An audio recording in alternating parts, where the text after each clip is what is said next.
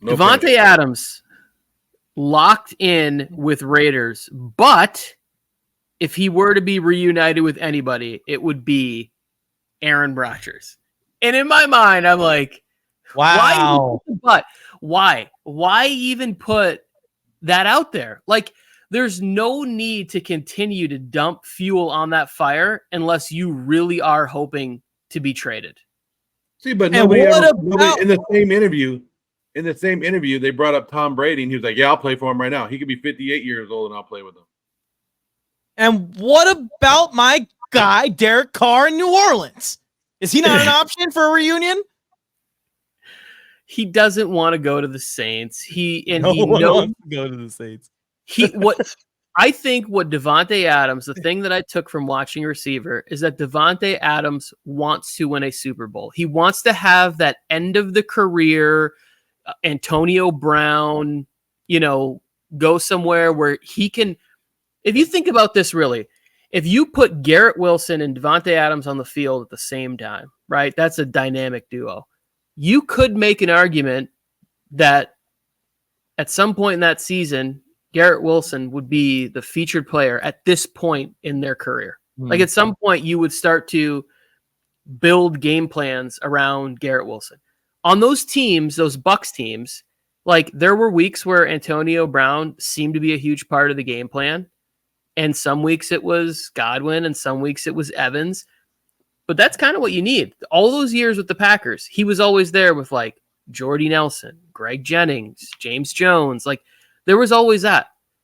Now, the Raiders, if they were a better franchise, would have focused on quarterback a little bit harder since they decided to just bail on a perfectly good starting quarterback who loved the organization.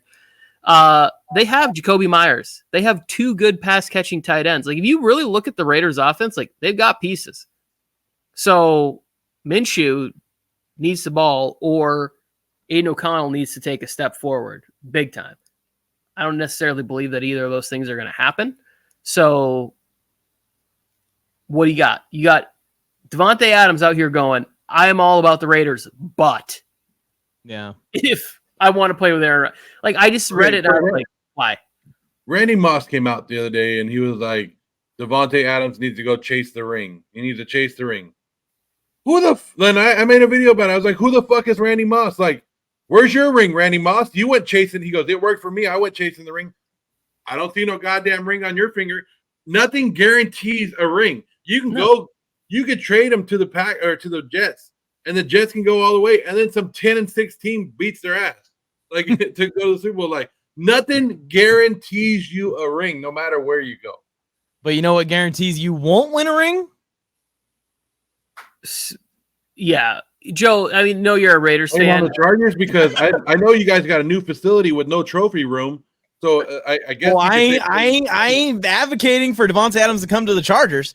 I'm advocating to go to a team that has a ring around the same time the Raiders won rings. Now another funny rumor out there is that all these people hate on the Raiders, and then Brandon Ayuk's like, I want to trade, and the Niners are like, Davante Adams for Brandon Ayuk. Like, this is what we need to touch on.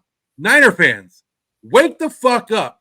Because when you trade Brandon Ayuk, you're not getting a big package back. You're not getting multiple first-round picks or a great player back. You're going to get an average player or somebody with potential and a third-round pick. That's what you're going to get.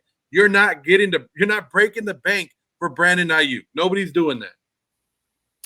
I would probably agree with that. I think if there was a player-for-player trade, that's pretty close because while I don't think Brandon Ayuk is the same caliber player as Davante Adams, you have youth on your side there. Mm-hmm. And if there was some way that you could just give all the salary and not take any cap hit and whatever, I could see that being like about as fair as trade as you can get that like is realistic in those situations. Here's the complication with it though.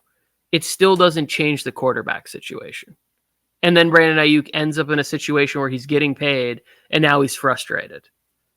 Yeah, we're talking about it from the perspective of Davante Adams here. The Niners are in such a bad spot with Brandon Ayuk. They should have just signed him last offseason to something that they could get at a discount or something. because they're in such a bad spot where he wants CeeDee Lamb money, but it's just he's not CeeDee Lamb. It's just he's not that caliber of guy, at least not yet in his career. Hasn't gotten the opportunity to dominate on a 1,600-yard, 20 touchdown level. But the thing is from Davante Adams's perspective, I see what they're saying about ring chasing. All this guarantees, not guarantees. He knows that he needs a certain level of quarterback to even have a chance to go to the Super Bowl. And right now, unless AOC wakes up tomorrow and is Tom Brady, I don't think he has that in Vegas. He has that wherewithal. So all of these cameras and stuff, these interviews, these podcasts, it's just in the back of his mind. So when it gets brought up, he slips and he says something like, yeah, I would like to play with Aaron Rodgers again. Who's to say Aaron Rodgers doesn't come to the Raiders? Because if you look at the books and you look at the cap, the Jets technically can't afford Davante Adams. They're going to just have to make that work somehow. Yeah, the Raiders have $35 million right now in salary cap. Like Mike said, it makes more sense. To trade Davante Adams, they'd have to take a $25 million dead salary cap, which they could afford. But to bring in somebody else, like if you did the Ayuk trade, now you got to sign him. So you're taking $25 million dead cap and then $30 million on top of that. It's not going to work out. But I brought this up a couple months ago, and you guys looked at me, and you guys, I felt like you guys told me like I was stupid and crazy. But like this is it. This is right here. This is what I've been talking about. Receivers in the NFL are starting to become a dime a dozen because all the 7-on-7 that kids are doing now that we've never seen before, the flag football, everything that people are starting at a young age. Flag football, I think, starts at 4 years old all the way up now. You're getting so many reps at the wide receiver position before you even make it to college or even play high school football.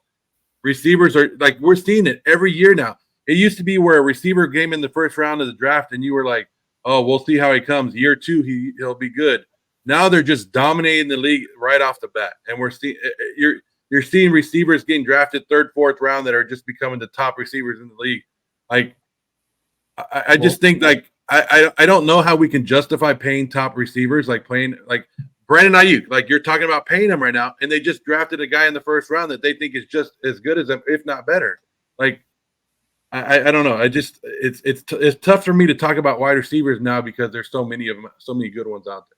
Well, you know why I think it's unfolding that way, Joe, is because of the rule changes. I really think it is because the way the game is going, the elite, dominant A.J. Brown style wide receiver or Tyreek Hill style wide receiver or, fill in the blank dominant wide receiver is the most coveted non-quarterback asset at this moment in time and the most weaponized weapon on the field. Like, where there's some exceptions in the league of teams still running the ball and at an elite level.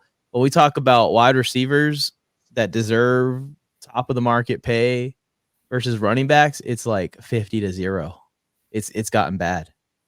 Well, your guys' team is doing it this year. Your guys' team is doing it this year. They're showing an elite quarterback should be able to do anything with average good wide receivers. Well, they invested a borderline first round pick in a wide receiver too, but yeah.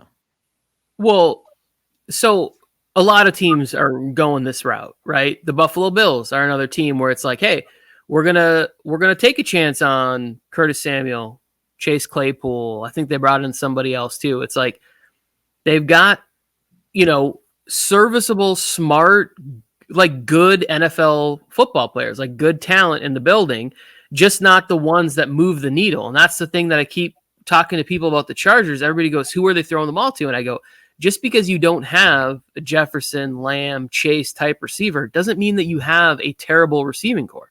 It can work in the NFL, especially if you are designing and knowing the offense is like that. Would everybody love to have a game-changing wide receiver? Yeah, like you want that. But then you sacrifice other things. Like, because I keep looking at the Vikings roster, and every time I start to like make my little preliminary record prediction for them, I keep going, I can't have the Vikings at a five wins. Like, I just believe too much in Brian Flores. I think that they made some good, smart moves on defense, and they're going to have a good offense because I think Kevin O'Connell is a good coach. Like, Justin Jefferson tips, I keep looking at going, they're going to win at least 8 or 9 games this year. And part of that reason is because they have Justin Jefferson. Like, if they didn't have him and it was just Jordan Addison, which Jordan Addison, please stay out of trouble, man. Like, you're a fun player. We want to watch and root for you. If it was just him, though, my feeling would be different. But they have that person that is a game breaker that does tilt the scale in your favor, game plan wise, just from the opposing defense schematically, what they have to do to try and stop him.